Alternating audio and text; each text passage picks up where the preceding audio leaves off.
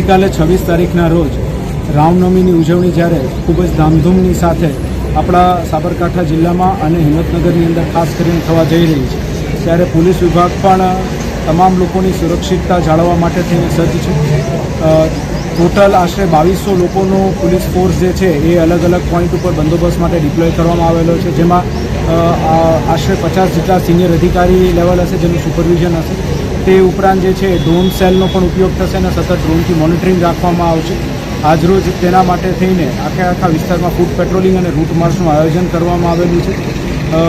તમામ નાગરિકોને અમારી વિનંતી છે કે કોઈપણ પ્રકારની અફવાઓથી આપ દૂર રહેશો. ક્યાંય કોઈપણ આપણને માહિતી મળે તો પોલીસ સાથે શેર કરજો, અફવાઓ ફેલાવી નહીં. અને કેમ કે આવતીકાલે આખો જે રૂટ છે જેમાં રામજી મંદિર છાપરિયાથી શરૂ કરીને મહેતાપુરા ખાતે જે રામજી મંદિર છે ત્યાં સુધી આખી યાત્રા નીકળનાર છે, જે બપોરે આશરે 3 થી 3:30 વાગ્યાની આજુબાજુ નીકળી તે રાત્રે 8 થી 9 વાગ્યા સુધી એમાં નીકળશે અને એમાં મોટી સંખ્યામાં ભક્તો જોડાવાના છે. તો જે આખા યાત્રાનો રૂટ છે એ રૂટ ઉપર આપ આપના વાહનો લઈને ન આવતા અલગ રૂટનો યુઝ કરો, તેના માટેનું ડાયવર્ઝન કરવા માટે થઈને પણ પોલીસ વિભાગ દ્વારા ટ્રાફિક નિયમનની વ્યવસ્થા કરવામાં આવેલી છે. આપ સૌ લોકોના સાથ સહકારથી આપણે ખૂબ સારી રીતે રામનવમીની ઉજવણી કરી શકીએ.